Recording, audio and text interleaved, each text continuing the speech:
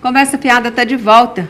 Nosso papo é fisioterapia hoje. Está aqui com a gente o Dr. Cleuton Sarmento e a gente está sabendo uma porção de coisa sobre esse universo que trabalha e conspira para que a gente tenha uma vida mais saudável e sem dor, né? Eu queria que você falasse, então, concluindo a especialidade da sua clínica, o que é fisioterapia manual? Tá.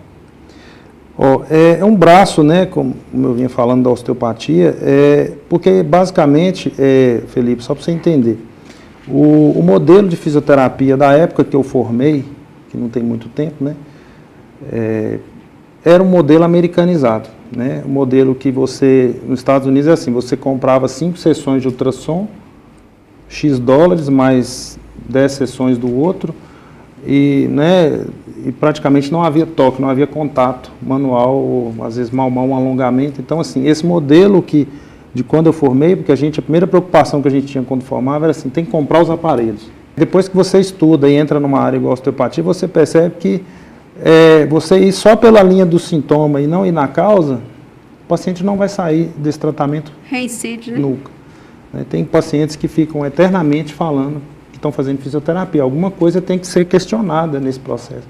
Então, a fisioterapia manual, ela é um braço da osteopatia. Por quê? Porque começou-se a usar esse termo fisioterapia manual porque o profissional, com as mãos, com as técnicas que nós aprendemos e fomos treinados dentro dessa especialidade, você chega numa articulação que supostamente seja a causa daquele sintoma e você trata aquela articulação com técnicas bem específicas para aquela dor, né? Se for um joelho, tem técnicas para liberar um menisco, né? Se for coluna, a gente tem as técnicas para tratar uma vértebra que girou para o lado direito, para o esquerdo. Sem cirurgia? Sem cirurgia. O que é hérnia de disco? Hérnia de disco. É muito comum? Muito comum.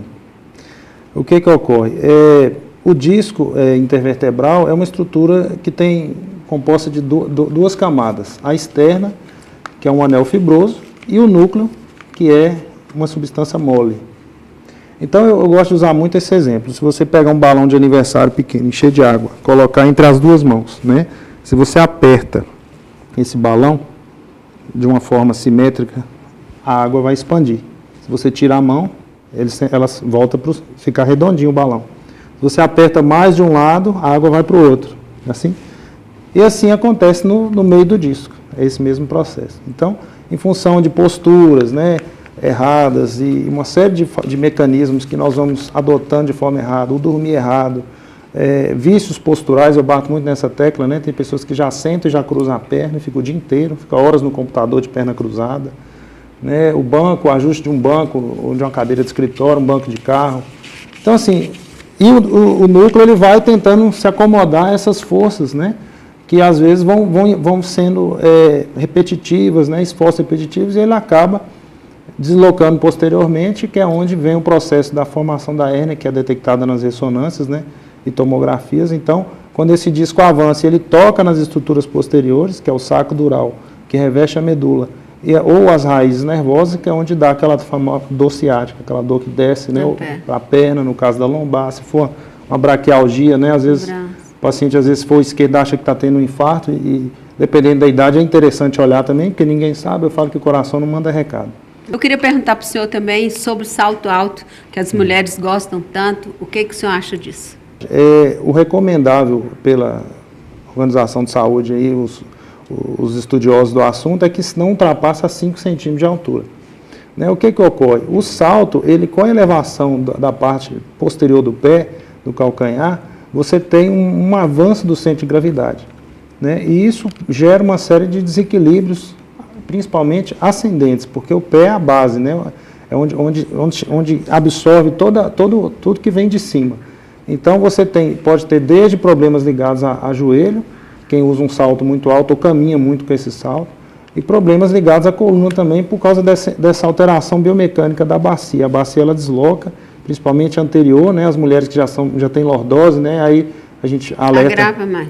Porque às vezes esteticamente a mulher que não tem um bumbum muito saliente e quer aparentar que tem, às vezes o salto até ajuda. Mas isso é uma ajuda que pode estar a médio e longo prazo, né, trazendo problema. Agora eu queria que você falasse para a gente rapidinho o que é bico de papagaio, joanete e artrose. Pois é, o bico de papagaio, como diz uma paciente minha, eu acho que eu tenho, doutor, um bico de tucano, porque chega realmente a uma deformidade ou uma deformação óssea que passa pelo processo da hérnia de disco. Então, como eu falei no início, o disco, ele é uma estrutura mole, né, cartilaginosa.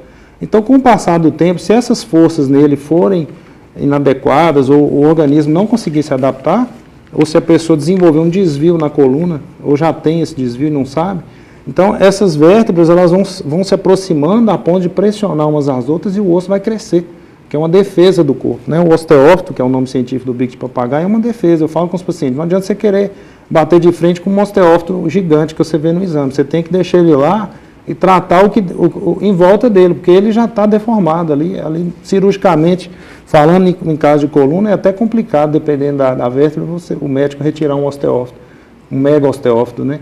Terminando nosso programa aqui, o tempo é curto e eu convido você para uma outra oportunidade, mas eu queria que você desse uma dica, assim, para alguém que é saudável, né, mas quer evitar problemas relacionados a doenças reumáticas no futuro. Sim. Hoje a gente coloca sempre para todo mundo, né, são 3 coisas que a gente tem que procurar preencher, né, na qualidade de vida. É uma boa alimentação, uma atividade física mínima que seja, mas que seja incluída no dia a dia, e a questão do repouso, né? Dormir bem, dormir de forma correta, olhar essa parte aí, como é que está a parte de repouso.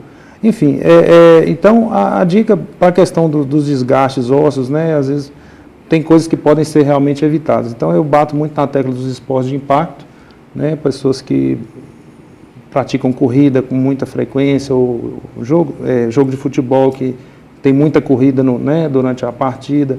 Enfim, e eu acho que o principal que eu falo dessas atividades é o paciente começar a perceber os sinais que o corpo vai dar a ele. Então, se começou uma dor, fez 2, 3 corridas, ele já começou uma dor no joelho. Vamos evitar. Né, vamos olhar isso aí, vamos ver se às vezes eu posso estar fazendo uma coisa que eu acho que vai ser bom e não está. Ok. Eu queria te agradecer a presença aqui, né?